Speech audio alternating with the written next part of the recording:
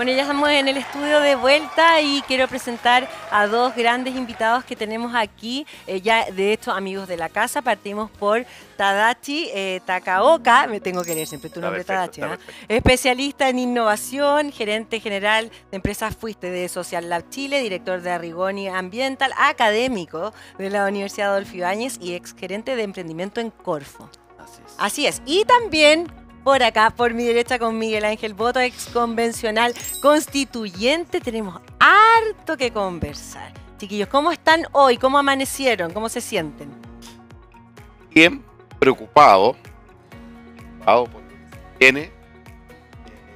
También esperanza. También me embarga la esperanza de que vamos a tener sensatez en la clase política para hacer tan importantes que se vienen.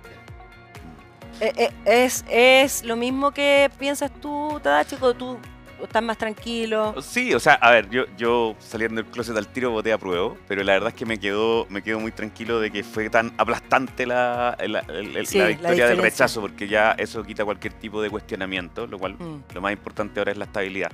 Lo que sí creo que hay que empezar a discutir, para mí no es tan claro qué es lo que va a hacer que la mayoría considere que está correcto en una constitución, porque todo el mundo usa eslogans, dice una constitución para todos, que nos deja a todos tranquilos, claro, pero en la práctica, ¿qué dejará la mayor cantidad de personas tranquilas? Un modelo más federal, que la constitución sea más minimalista, hablábamos antes. Sí. Entonces, esa parte es donde yo creo que hay que empezar tal vez a hacerlo como se hace en innovación, como de abajo para arriba, empezar a entender desde la gente qué son las cosas que les preocupan y eso tratar de llevarlo de manera más simple posible hacia arriba, que creo que no, es un trabajo que no se hizo tan claro en este proceso. Bueno, pero importante lo que dijiste, Tadashi, que tiene que ver con que fue muy grande la diferencia, ¿cierto?, entre apruebo y rechazo, cosa que nadie esperaba, porque fue súper sorprendente. ¿Y por qué tú crees que pudo pasar algo así, que nos sorprendimos tanto y que en algún punto pensábamos que la diferencia era 10 puntos, ¿cierto?, pero fue totalmente distinto? No sé, pues te pasa, ¿no?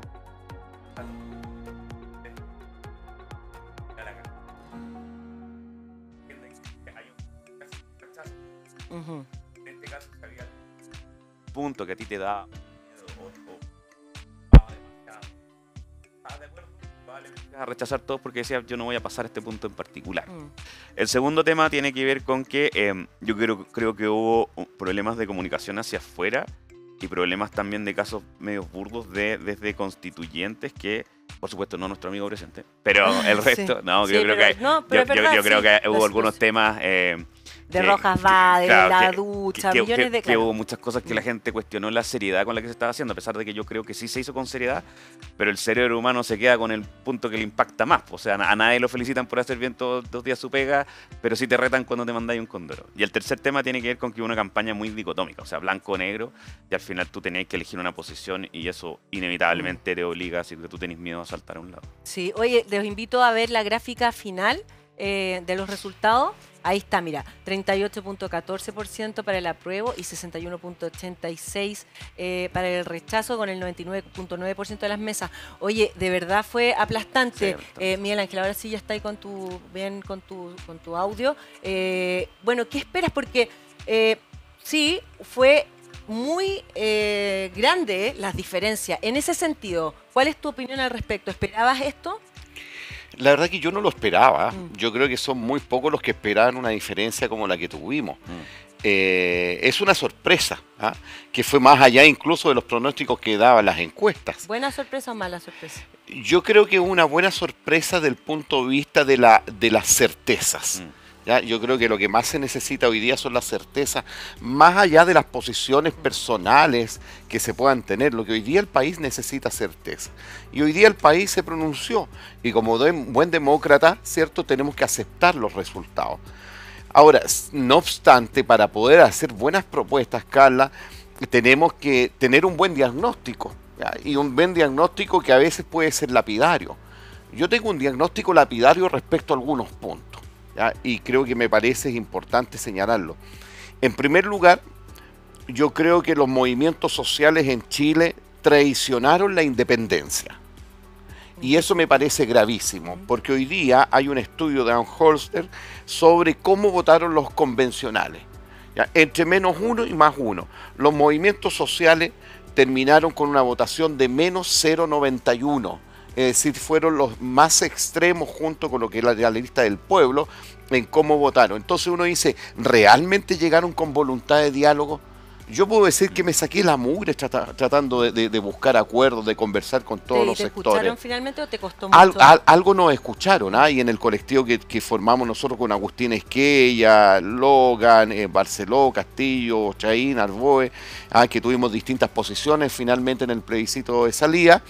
Creo que logramos con estos 7 votos lograr equiparar un poco la balanza, pero fue un trabajo permanente, metódico durante toda la convención. Y por otro lado, lo que es la lista del pueblo, que fue un nombre desde el punto de vista del marketing muy vendedor, más aún aprovechando la emocionalidad de lo que pasó en octubre, llegaron muchos convencionales que a mi juicio no tenían la preparación necesaria para redactar el texto. Y más aún, en un pedestal de moralidad impresionante. Impresionante. O sea, tú veías, ellos llegaron a salvar a Chile. Y resulta que Chile les dio un tremendo portazo en la cara. Y les dijo Chile, usted no es la forma como nosotros queremos construir este país, porque necesitamos construir un país más de diálogo. Partiendo un poco, Carla, desde este diagnóstico, yo creo que la clase política hoy día, que es la mandatada a poder construir una nueva propuesta y cómo vamos a salir adelante, creo que hay que dar la legitimidad que merece. Yo creo que el Congreso tiene la legitimidad que le da a la ciudadanía por haber sido electos por votación popular, y por lo tanto la clase política tiene que hacer política. Y la forma de conducir esto políticamente es que además yo espero que el presidente de la República tenga también una mirada muy de estadista en términos de poder convocar en los debidos tiempos. Te pregunto, ¿se podrá llevar a cabo el programa del presidente ahora? Yo creo que va a ser complejo, pero más allá, mira Carla, aquí hay un tema político. El programa del presidente Boric va a ser más complejo por cuanto va a tener que negociar más para sacar lo que está vinculado al texto constitucional adelante. Entonces aquí tenemos otro elemento distinto. Por lo tanto, las negociaciones que se vienen van a ser mucho más fuertes, mucho más complejas, y donde la generosidad y la altura de mira tiene que ser el valor primordial para poder sacar adelante este tema. ¿Crees que, Tadachi, que Gabriel Boric como presidente siente que perdió en algún punto? O sea, yo creo que inevitablemente sí, el endorsement del gobierno frente a la nueva constitución era súper claro. En ese sentido, yo creo que sin duda es una derrota al oficialismo, pero también creo que el presidente Boric se ha destacado por absorber estos temas con humildad, como que es poco dado al ataque, es poco dado a ser reactivo. Eso creo que es una habilidad. De hecho, ayer lo vimos en el discurso, también se sintió mucho eso. Sí, y yo creo que eso es bueno porque, si ya sabemos qué posiciones toma cada uno, lo mejor que puedes hacer es poner paños fríos y tratar de dar un espacio de avance. Ahora, también creo que va a ser difícil el sacar dentro de poco tiempo una nueva constitución donde él se da el rostro. O sea, no van a querer hacer ese tema, sino que va a tener que ser un movimiento más ampliado. Y el proceso constituyente, ¿cómo va a ser también nuevamente? Porque no vamos a repetir la misma historia. Va a ser entonces con un panel de expertos. Sí, tiene que haber una representación de la gente, claramente, eso debe existir, pero ¿cómo se debiese formar este nuevo proceso? Exactamente, mira, dos cosas. Yo creo que, como tú decías, el presidente Boric ha tenido una actitud de más humildad. Incluso cuando nos fue a visitar a la convención, les dijo: yo no quiero un texto partisano. Pero fueron harto porfiados los del Frente Amplio. Porque además yo siempre dije, tuvieron la tranca, el trauma de no haber llegado a negociar hasta la centro derecha.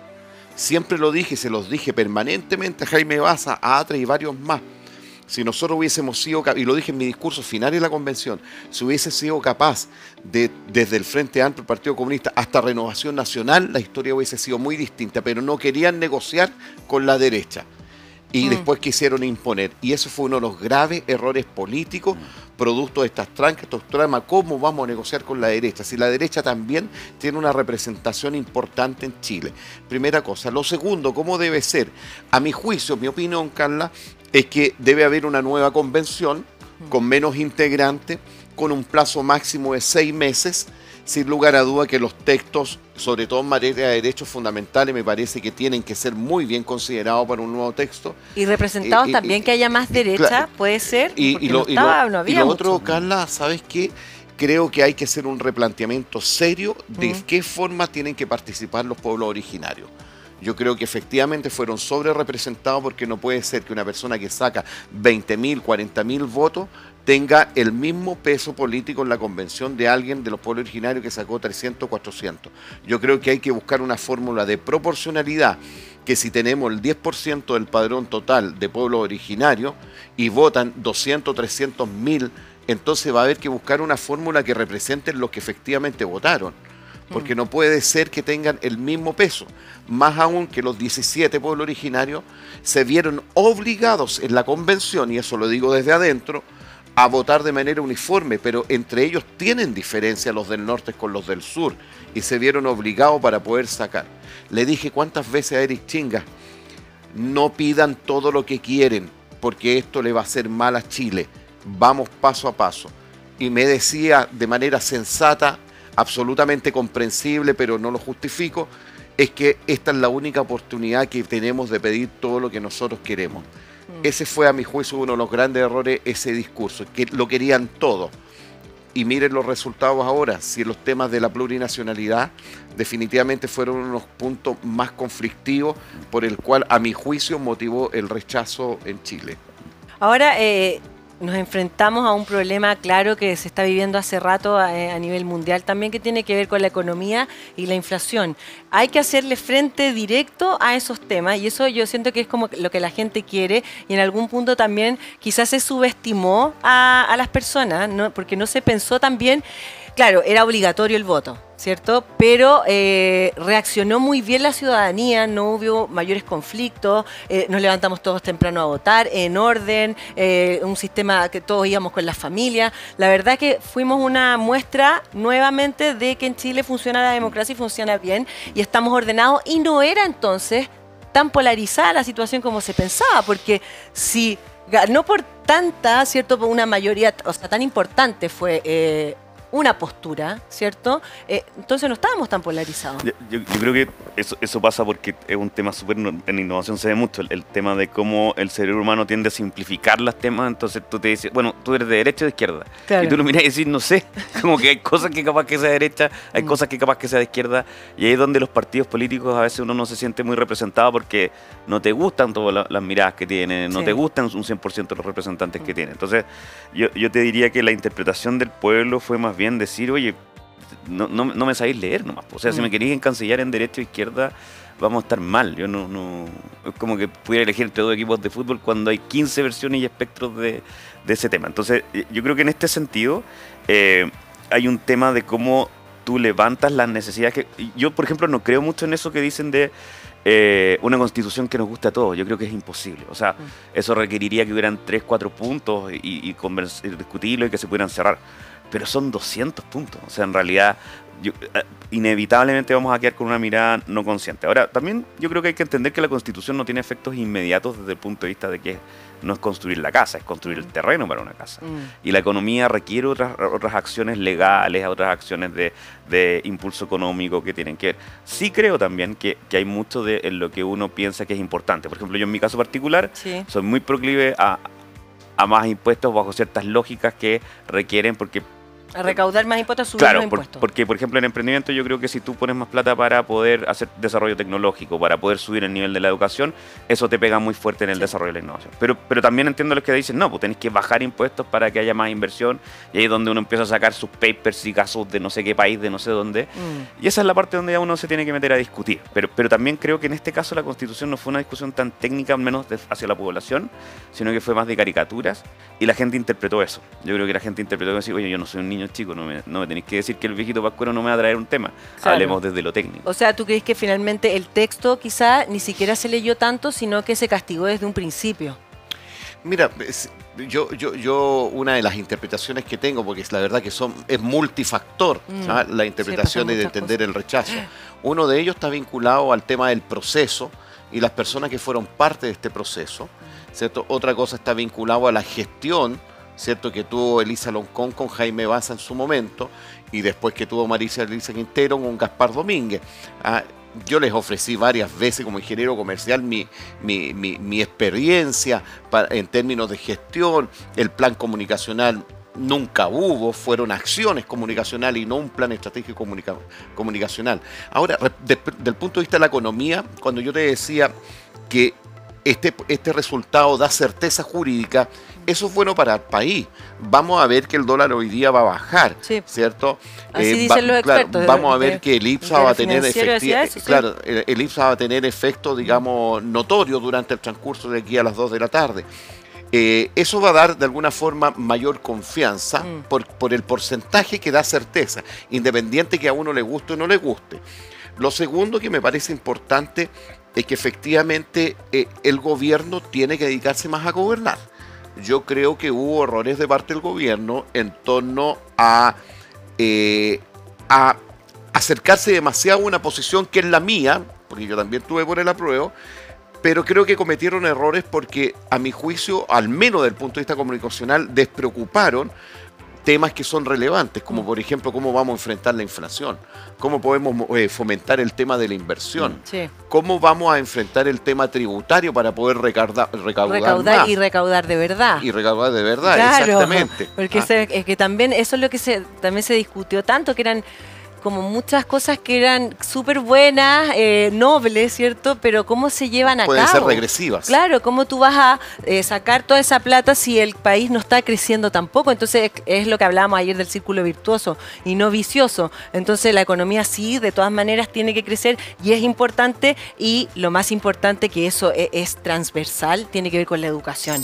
Y en este país la educación es ahí nomás mala, y hay que invertir en eso, y bueno, y ahí la salud. Entonces decíamos, bueno, ¿es mejorar lo que ya hay o cambiar los sistemas? Entonces, ¿qué va a pasar ahora? Porque, claro, igual hay que construir una nueva constitución, ¿cierto? Eso está claro. Entonces hoy día realmente hay certeza que antes no teníamos, que estábamos todos allá, no hay certeza, y ahora las tenemos realmente.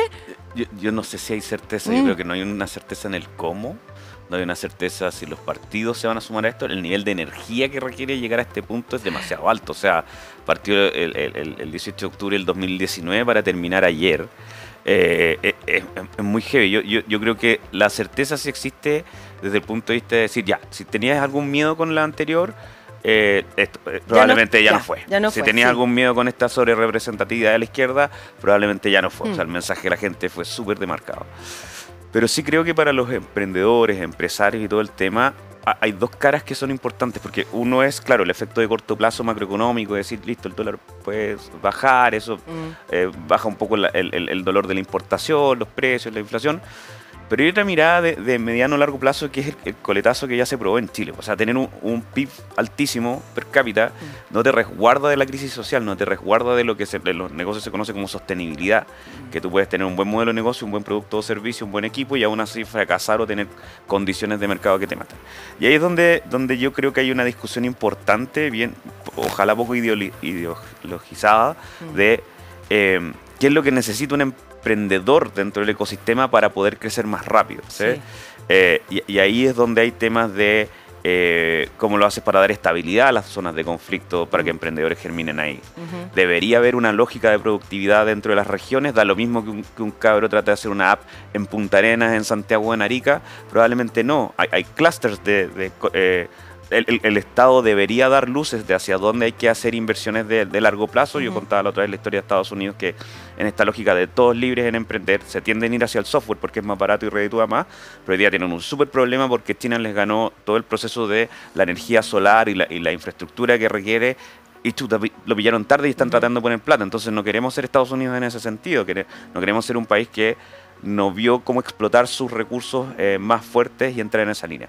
todo ese tipo de temas, si bien no todo se resuelve en una constitución, eso está súper claro, creo que son conversaciones, al menos desde el punto de vista de la economía de los emprendedores, que son necesarios empezar a diversificar. Yo creo que esta constitución fue muy desde lo social, desde incluso algunas quimeras y sueños que uno quería, vivienda para todos, acceso a salud gratuita, que son cosas que se construyen con el tiempo.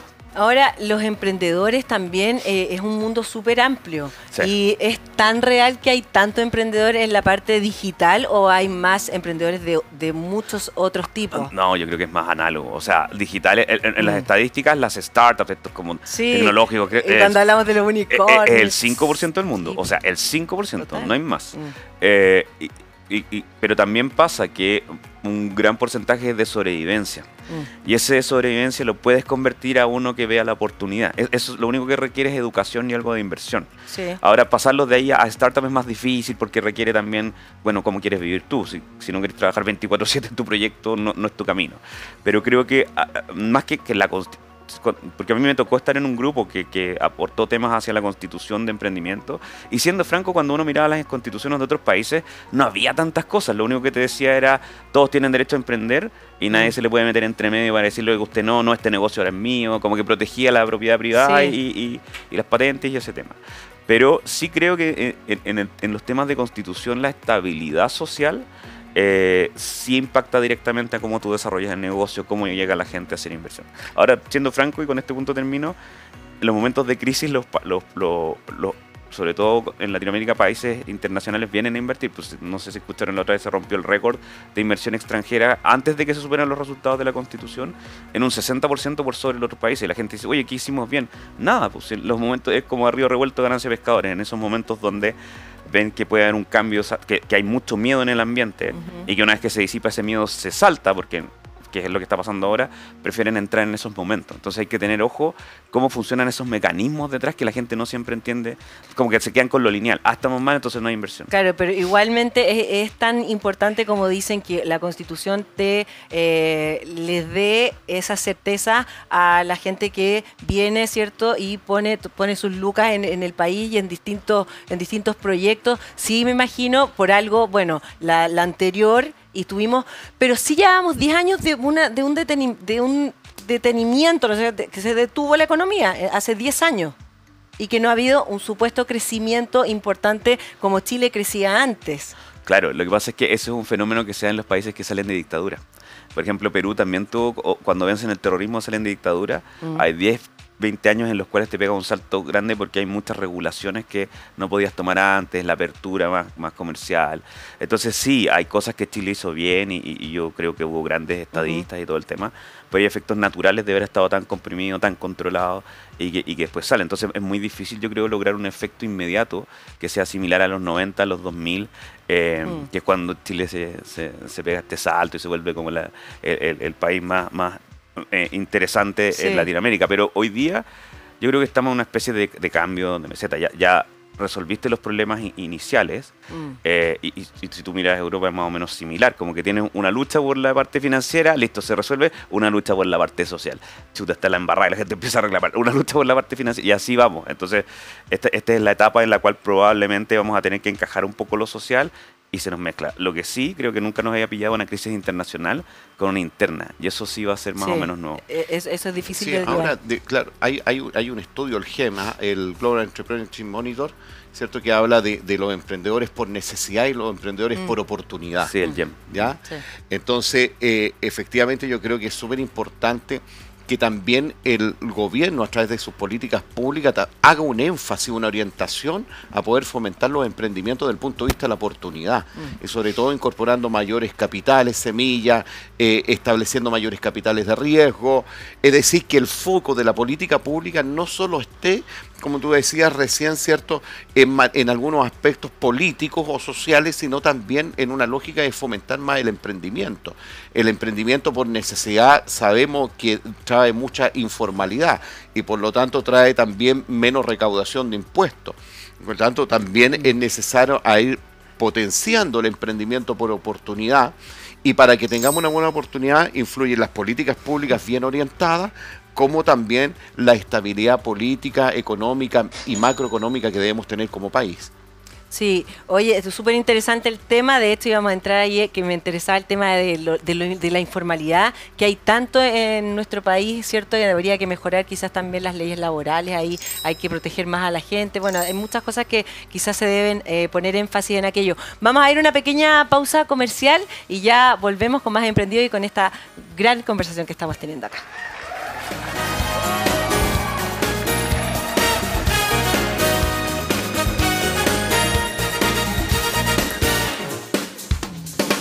Oye, les quiero recordar que estamos en vivo. Ahora nos cambiamos de horario a las 10 de la mañana. Antes estábamos de 4 a 6, ahora estamos de 10 a 12.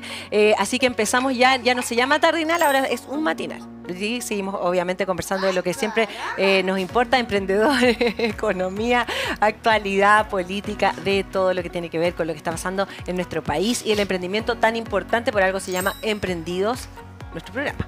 Oye, vamos a hacer también un resumen y seamos honestos. Yo creo que hay un cansancio, después como social también, aparte de los políticos, de los constituyentes y todo. Estamos en una época del año que en general siempre en esta época ya estamos todos cansados por la... Y ahora, con los problemas económicos que se viven, es peor. Ha sido mucho peor.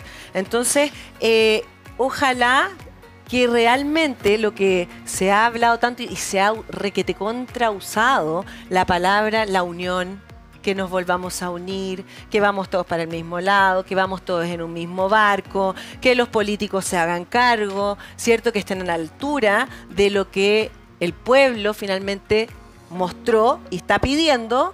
Entonces, ¿eso va a pasar? ¿Creen que está lo que existe hoy? De hecho, hoy en la mañana, bueno, se vieron ya actitudes, de hecho, de la oposición, por ejemplo, que no fue a reunirse, dijo que no iban a ir, ¿cierto? Porque tenían otras cosas que hacer. Y eso en algún punto puede ser también, uno siente, tienen ahora el sartén por el mango. ¿Cuáles son la visión que se debe tener hoy en la política para que de verdad se generen los cambios importantes que queremos? Mira, yo creo, Carla, en primer lugar, y esto lo voy a decir como independiente, y de manera bien sensata y a veces no se suele decir. Yo creo que el peor error que puede cometer el presidente Boric es tratar de crear una imagen como un gran estadista que une, porque lo que pasó en el periodo de campaña no fue así. Lo que más se requiere hoy día es mucha humildad de parte del presidente de la República, de decir, estoy a disposición de escuchar y de unir, pero esto de ponerse por sobre, que es una medida desde el punto de vista de la imagen comunicacional interesante, yo creo que hay otras alternativas que son posibles de poder conducir. En segundo lugar, también el presidente tiene que considerar que efectivamente la posición de él, que también es la mía en términos del apruebo, no es la que ganó y perdimos, y por lo tanto eso requiere también escuchar los tiempos de los partidos políticos. Es decir, si Renovación Nacional, UDI no quieren reunirse o la centroizquierda no quiere reunirse, bueno, habrá que aceptarlo, y eso es parte de la humildad, de reconocer la verdad. Cada partido, cada sector político tendrá su propia reflexión que es necesario hacer. Yo creo que querer adelantar todo a hoy día, que era la estrategia inicial, no funcionó y ya no funcionó. Por lo tanto, es decir, les agradezco a los partidos políticos que inician un proceso de reflexión y esperamos a la brevedad ponernos de acuerdo para poder avanzar en forma conjunta. ¿Cómo vamos a ponernos todos entre acuerdos para tener un nuevo texto constitucional, que es el compromiso que tenemos como país?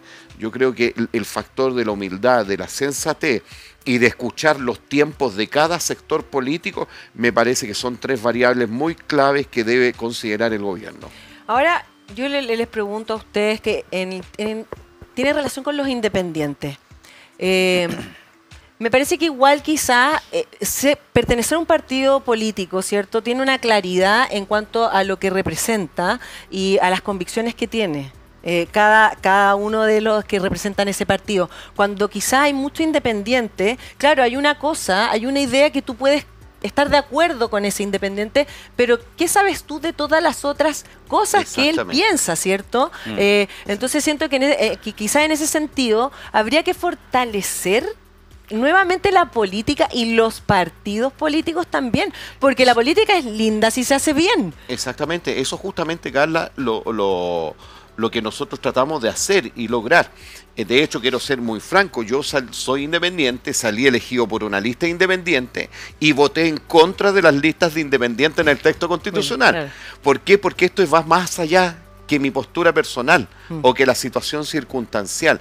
¿Qué es lo mejor para Chile? Lo mejor para Chile es poder fortalecer la actividad política y que los partidos políticos se haga una modificación de la ley electoral donde yo propongo en lo personal que el 50% debiera ser paritario y el 50% de la lista de los partidos políticos debieran ser independientes incluidos. ¿Por qué?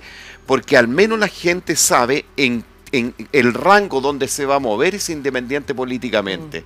Y como tú bien decías, muchos dijeron, yo voy a defender el tema del agua, yo defiendo, por ejemplo, en mi zona, estoy en contra de la central termoeléctrica de Los Rulos. Ah, perfecto, la gente se siente identificada. Pero como lo dije en el bloque anterior, terminó siendo una gran farsa porque terminaron siendo los movimientos sociales, todos independientes de partidos políticos, los más extremos en la convención.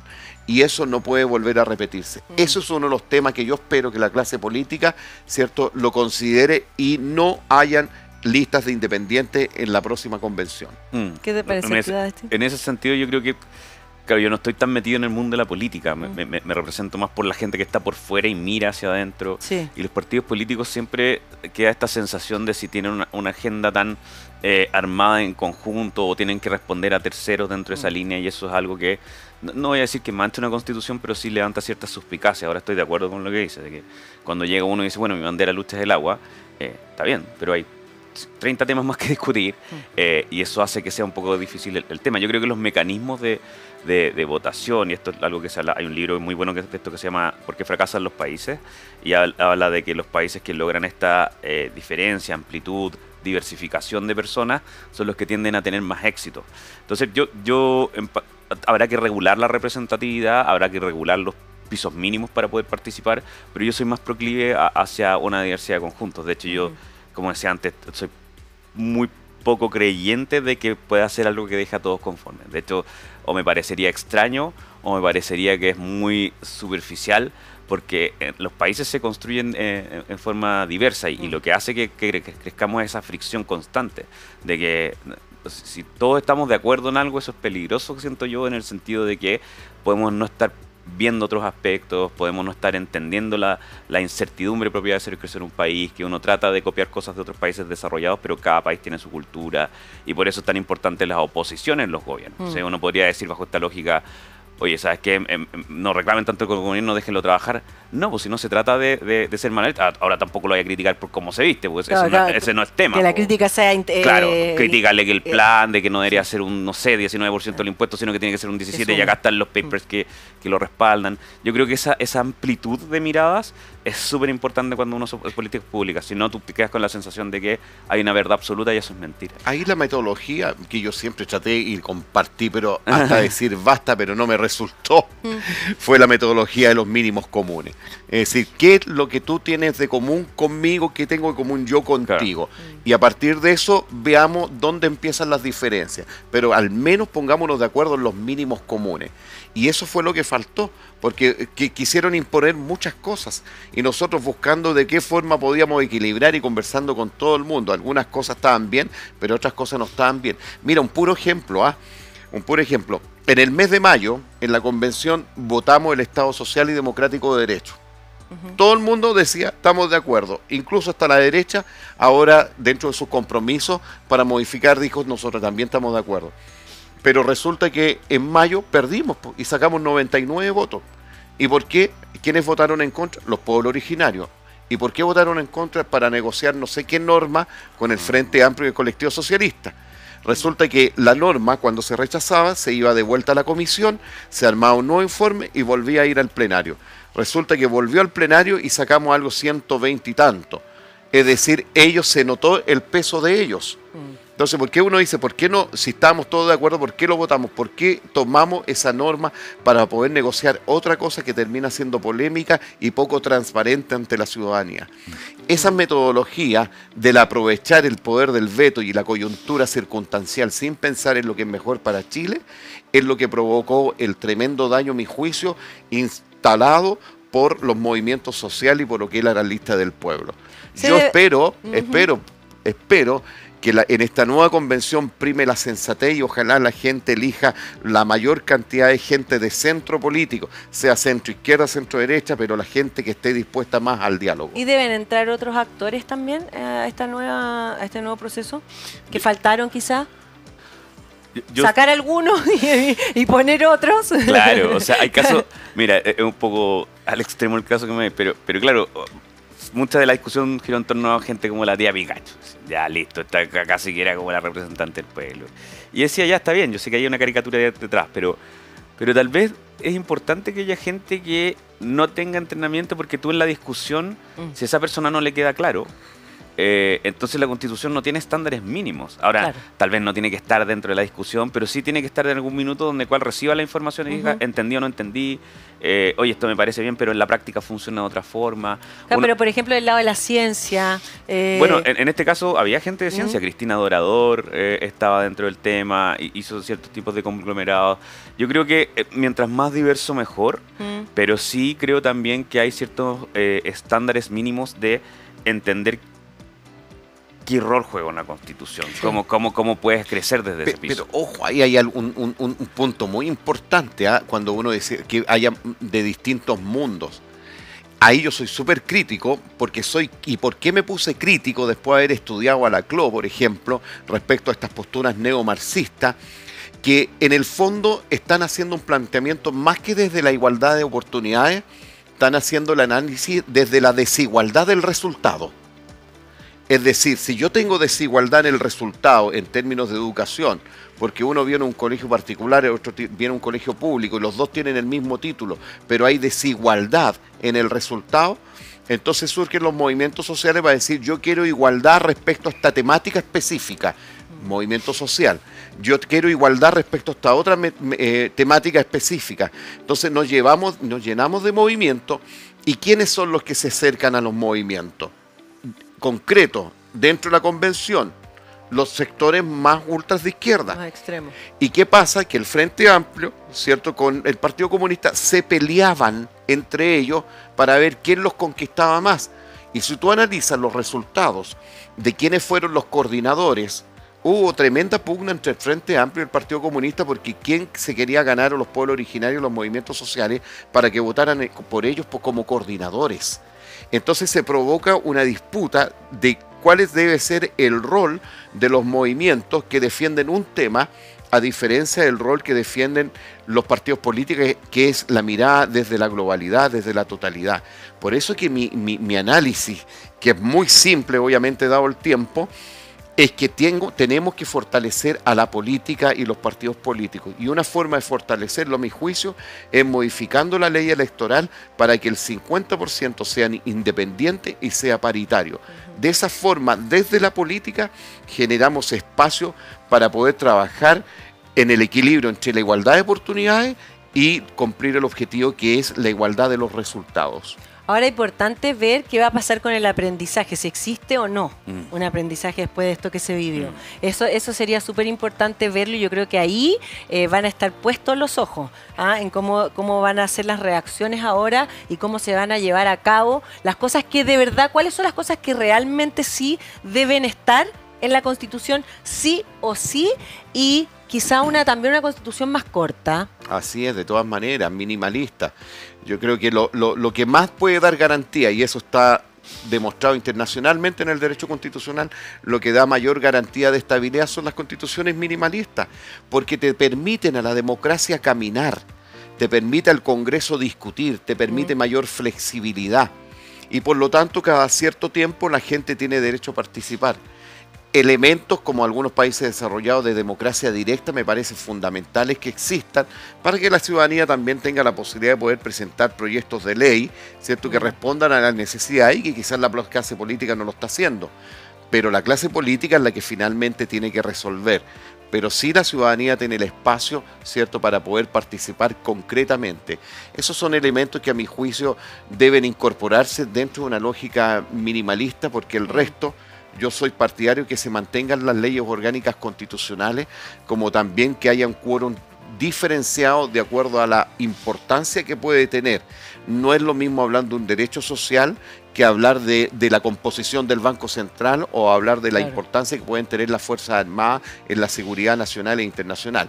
Por tanto, creo que también son elementos de quórum diferenciado que deben existir en el nuevo texto. En cuanto a los temas de medio ambiente, fue importante. Eso finalmente era algo que existió en ¿cierto? En esta nueva escrito que bueno, que no funcionó, finalmente que no se aprobó, pero es importante que exista, ¿no? Sí, totalmente. Es un súper buen punto, porque yo creo que ahí también la gente asume que, bueno, todo lo medioambiental, pro medio ambiente es súper bueno. En mi caso me parece que sí. Pero siendo súper franco, y en ese tema sí, habiéndome metido mucho por sustentabilidad, sí, hay cosas que uno dice, oye, no todos los países están de acuerdo en esos temas. Por ejemplo, China e India siempre discuten esto con Estados Unidos, Inglaterra, Europa. Le dicen, claro, tú te desarrollaste en un tiempo donde estas reglas no existían, te volviste un país desarrollado usando energía de bajo costo como el carbón, contaminaste medio planeta, pero te dio lo mismo. Sí. Y ahora me pones estas reglas a mí que me van a hacer andar más lento. Entonces alguien podría decir, oye, pero estas políticas me hacen tener una inversión más cara, me hacen andar más lento. Efectivamente es así. Ahora, depende de lo que priorice cada uno, decir, no importa, es un precio que estoy dispuesto a pagar como país o no. Y ahí es donde empieza la discusión y la votación y la democracia, porque yo entiendo que alguien puede decir, ¿sabes que yo privilegio más el crecimiento? Está bien, no estoy de acuerdo, pero no te puedo tratar como que tú eres el malo y yo soy el bueno de la película, sino que básicamente entré en esa línea. En ese sentido, esta constitución era mucho más fuerte, estaba como en el top mundial de políticas de medio ambiente, y espero que sea algo que se resguarde en el futuro, pero hay que entender bien que no existen acá bienes absolutos. Estoy de acuerdo en lo que decía antes, de que esta superioridad moral, de cualquier lado que venga, lo único que hace es generar resquemor y obstáculos. Claro, es que finalmente como que tienen que ir de la mano las cosas, el medio ambiente con el desarrollo económico, pero no que uno tape lo otro. Pero sí también hay que entender que hay cosas que evidentemente quizá no es ser más limpios, no va a potenciar en un principio tanto el desarrollo económico de ciertas áreas. Totalmente. ¿Cierto? Totalmente. Por ejemplo, el tema de la minería. Sí. Que ahí hubo un cuestionamiento grande y que decía, no, pero que nos van a poner, vamos a entrar a competir de igual a igual en cuanto a lo minero. Pero decían, no, pero es que no es así, porque Chile antes tenía otras leyes y ahora las vamos a cambiar. Entonces, en ese sentido, Chile, por ejemplo, siendo un país tan fuerte en el cobre, es importante que igualmente hayan leyes con el medio ambiente en cuanto a la minería. Sí, yo creo que, o sea, a la explotación. No solamente el medio ambiente, sino que también temas como royalty. Yo estoy de acuerdo con lo que dijo la otra el presidente, que fue súper duro, pero en la cena con los grupos mineros dijo, justo antes había el presidente del grupo minero y había dicho, en años de crisis no podemos pagar más, o sea, no estoy dispuesto a pagar más en años de crisis. Y si para arriba le dice, oye, puta, medio en blanco, medio en negro, ¿cuándo han estado dispuestos a pagar más? Y yo lo entiendo, o sea, su rol es mantener la empresa, maximizar las acciones. Entonces, si no hay ciertas regulaciones de contexto, es muy difícil que vayan en ese camino, porque como bien decías tú, Carla, no es algo que les produzca más desarrollo o productividad en el corto plazo, si es algo que les produce más sostenibilidad en el largo, porque la sociedad lo recibe mejor, porque es más sostenible. Pero entiendo que no lo puedan ver en el corto plazo porque es su emergencia. Entonces, yo creo que en los temas medioambientales es similar. Me parece importante, debo admitir también que hay muchos proyectos en el mundo minero que van en esa dirección. Se habla mucho del cobre verde, la Corfo lo viene hablando como hace 12 años ya, el tema de cómo producir con energía solar mucho más limpio. Teniendo un desierto increíble nosotros también. El top mundial en transformación como solar en cuanto puedes potenciar eso. Entonces, yo creo que esto es un tema que inevitablemente la Constitución al final lo que tiene que resguardar es como los valores que queremos como chilenos. O sea, y si decimos, ¿sabes qué? Nosotros vamos a hacer cada uno por su lado y acá lo importante es cuánta plata ganemos. Bueno, a mí me parecería terrible, no me gustaría, pero bueno, el país decidirá y al que no le guste nos iremos del país porque no nos gusta. Si es un país que dice, como dicen los gringos, no man left behind, como que hay que preocuparse de la gente que viene al último y esa es nuestra prioridad, bueno, seremos ese país. Pero yo siento que no quedó eso tan claro en esta postura y a mí hoy día yo en eso sí estoy en total incertidumbre, no sé como país a qué nos acercamos más, que es lo que más nos interesa. Sí. Hay uno de los grandes temas, siempre uno que habla dentro del emprendimiento, del tema del liderazgo, pero también hay diferentes formas de concebir el liderazgo. Algunos entienden que el liderazgo es estar arriba y mandar a los demás. Y otros entienden que el liderazgo es un facilitador de procesos, donde hay un enfoque de procesos y donde hay objetivos comunes que es necesario ir construyendo en forma conjunta. ¿Y por qué digo esto? Porque el mismo caso de la minería, cuando uno tiene un proceso donde hay efectivamente un buen liderazgo bajo este concepto, los empresarios no tenemos por qué sentirnos de manera antagónica, sino son co-constructores del beneficio y del bien para Chile.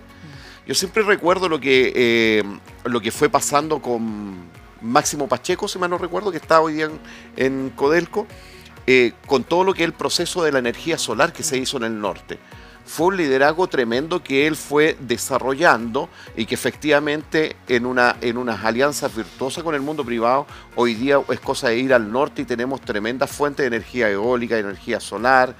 Necesitamos lo mismo para el mundo de la minería, pero en forma conjunta con el mundo privado para desalinizar agua y utilizar agua, etcétera. Entonces, la necesidad de tener grandes líderes desde el punto de vista político y que entiendan que esto se construye también con los privados me parece fundamental.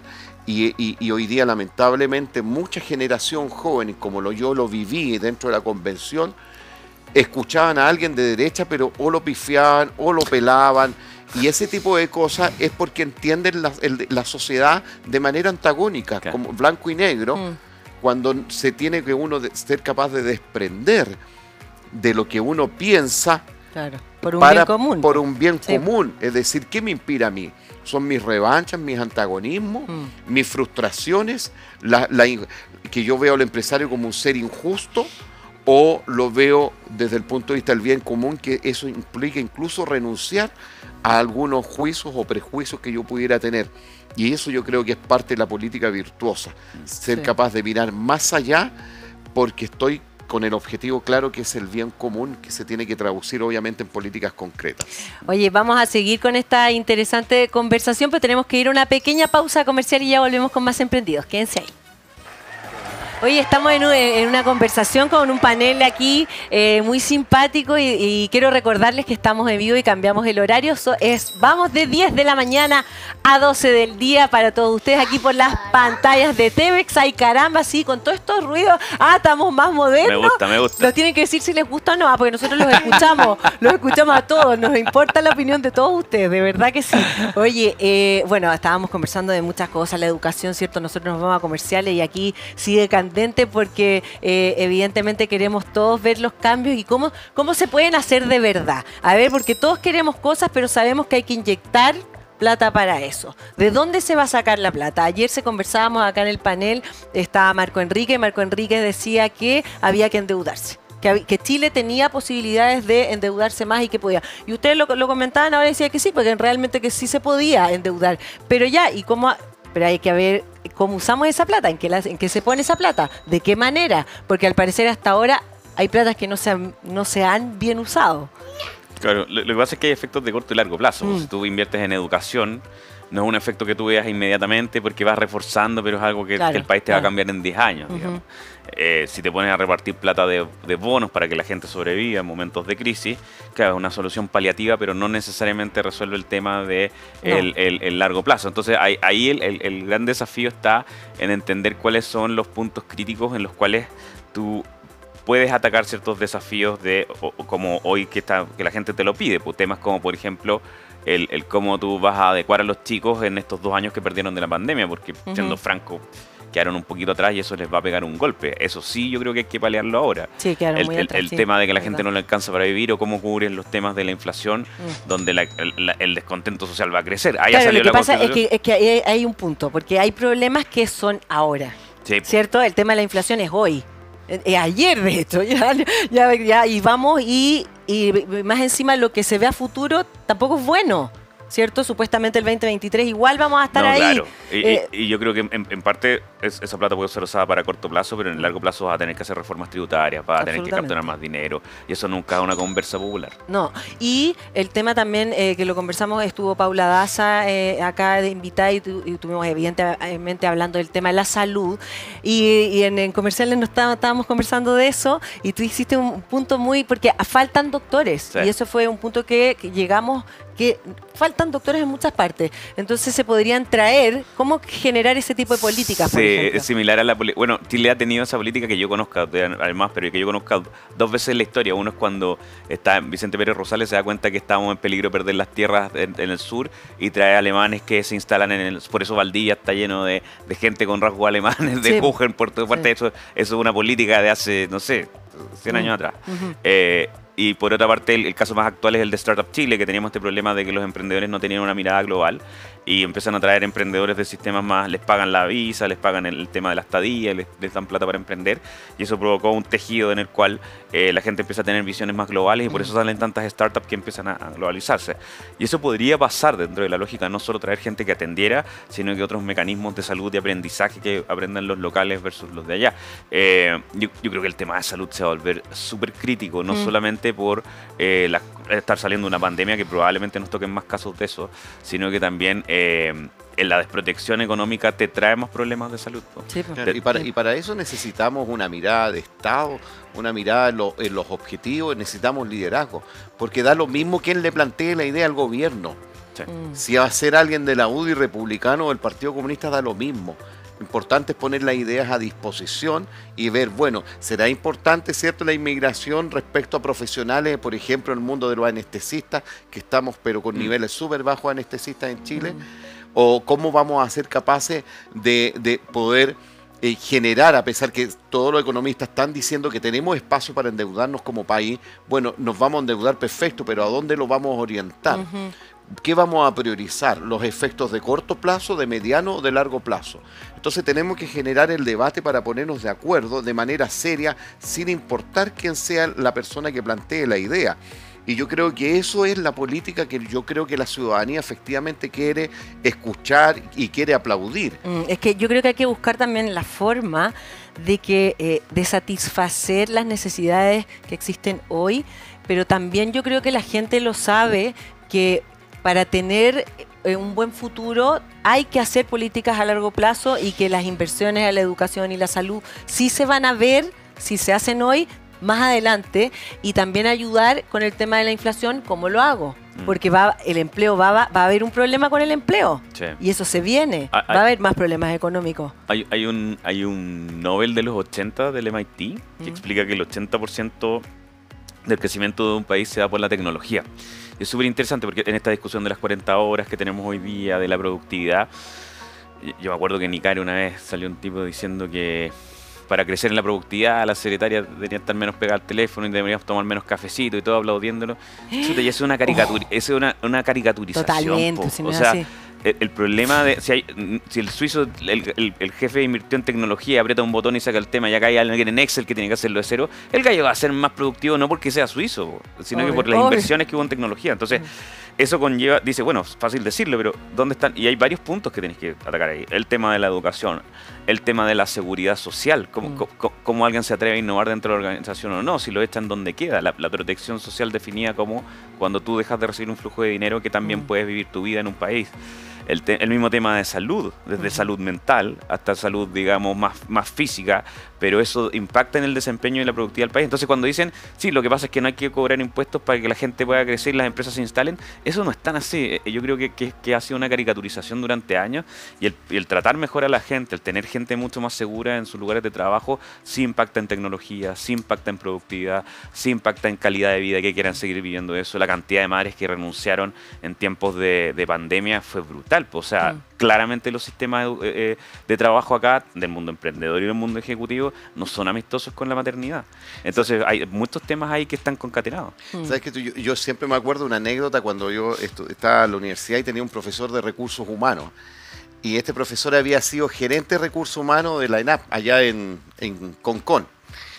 Y resulta que él nos planteó una experiencia que cuando él inició su trabajo ahí a cargo, tenía que conversar con los dirigentes sindicales, pero él hablaba de temas técnicos y no le entendían. Finalmente tomaron la decisión como empresa de capacitar a los líderes sindicales y después los líderes sindicales podían conversar de igual a igual temas técnicos. Y por eso que pasaron muchos años, ¿cierto?, sin huelga, sin paro, porque podían entender técnicamente qué pasaba. ¿Por qué cuento esto? Porque es necesario que también la clase política tenga más elementos técnicos de entender y escuchar bien a los expertos y entender qué le están diciendo los expertos. Cuando, por ejemplo, nosotros hablamos de vamos a traer más expertos en determinadas áreas a Chile, vamos a entender, por ejemplo, el modelo de Solow, que habla, ¿cierto?, en términos macroeconómicos, que lo que justifica la inversión en educación es efectivamente lo que te permite entender a largo plazo qué es lo que hace crecer a los países. ¿Ya? Y dentro de todas las variables tecnológicas, entre otras, el tema de la educación resulta ser la más clave, pero también tenemos que entender cómo funcionan los modelos en el corto y en el mediano plazo. Por lo tanto, todas esas conversaciones más técnicas, más de expertos, es necesario que también la clase política la entienda para que tome las mejores decisiones que son para el país, entendiendo el entorno, porque los técnicos no entienden política como los políticos, ni los políticos entienden la técnica como lo entienden los técnicos. Ese liderazgo que se debe tener en el gobernar y conducir los destinos de un país me parece fundamental y son imprescindibles. Sí, sí, absolutamente. Bueno, el tema también de que haya más educación física, por ejemplo, como que hay cosas que igual son como simples de ver, ¿cierto? Que uno dice, es obvio que hay que hacer más deporte. Sí, porque es prevención también. Previenes enfermedades, claro, mejora la salud, ¿cierto? Anda mejor tu cabeza, por lo tanto funciona mejor todo. Entonces, ¿ya qué hacemos? Se invierte en tener más espacio, más que los niños vayan a jugar de verdad a la cancha. Bueno, venimos de también haber estado mucho tiempo que nadie salía ni a jugar ni a la calle. Entonces ha sido también complejo. Hay que enfrentar también la situación post-pandemia que también se vive a nivel mental y físico. Claro, lo que pasa es que también hay un tema cultural, y eso es herencia de los Chicago Boys y de esta mirada del país de la plata lo es todo, digamos, sin plata no hacen nada y eso te transmiten a cada rato. Y eso cae inevitablemente en temas como la ingeniería, la productividad, si no se mide no existe. Entonces, ¿cómo mides las artes? ¿Cómo mides el impacto que tiene la educación física, el deporte, la gastronomía, el saber cocinar? En toda esa línea. Yo también soy proclive a lo que tú dices, de que hay temas del acontecer humano que se han dejado de lado solo porque la mirada ha sido demasiada desde el dinero. Y yo no estoy contra el dinero, de hecho me encanta que nos encanta todo, sí, está bien. Que todos quieren ser millonarios, que se vuelva la gente millonaria, eso está perfecto. Lo que no se entiende es que esta lógica de la calidad de vida hace más probable que haya millonarios, pues, hace más probable que haya desarrollo, hace más probable que una persona no deserte de un trabajo, hace más probable que tengas que gastar menos en temas de licencias, el trato entre personas, las habilidades blandas. Entonces yo creo que esa mirada es algo que trató de resguardar esta Constitución, que no importa si no sale esta, pero tenemos que mantener eso del ser humano integral versus la mirada de es que tienes que esforzarte. El que se esfuerza sale adelante. Y eso es mentira. De hecho, no sé si han escuchado este concepto de... De hecho, ayer yo lo dije eso porque uno lo tiene. Uno lo trae en su sangre, ese concepto. Como ese concepto no es real que yo crea eso, pero sí uno lo tiene en sus genes como internalizado. Yo vi un papá trabajador que se levantaba temprano y así tenía la plata y así tiene que ser, y el que no lo hace es un flojo y no gana plata. Y que sacrificó tiempo con la familia, que tal vez ustedes lo necesitaban, igual uno no. Y por eso yo trabajo, y por eso tienes la plata, que por eso comen, claro. y uno repite las cosas, y uno hace lo mismo. No sé si han escuchado ese concepto del silent quitting, o como la renuncia silenciosa. No sé si han escuchado. Es un término nuevo en el mundo de recursos humanos y personas. Dicen, mira, yo voy a trabajar de 9 a 6, y después de eso yo no trabajo más. O sea, no es que hoy día hay que dar el extra mile para las horas extra. No, compadre, si usted me está dando más trabajo es porque usted como empresa no sabe implementar bien las tareas, me puso un jefe que no sabe cómo hacer. Bueno, pero es que hay que ponerse la camiseta. No, yo tengo familia y me voy a ir a esa hora. Oye, es que te podemos echar. Bueno, por eso se llama silent quitting, como que puede ser que me terminen echando, pero yo no voy a dar más que lo que es mi contrato y todo el tema. Y es un movimiento bien amplio hoy día dentro de todo. Interesante. Hoy, un día se encuentra Sócrates con Protágoras caminando ahí por Grecia. Y le dice Protágoras, oye, ¿todavía sigues hablando de lo mismo? Y Sócrates le dice, ¿acaso tienes respuesta a las preguntas que yo hago? Claro. Porque la filosofía es que sirva para la nada. Porque si sirviera para algo sería una tecne.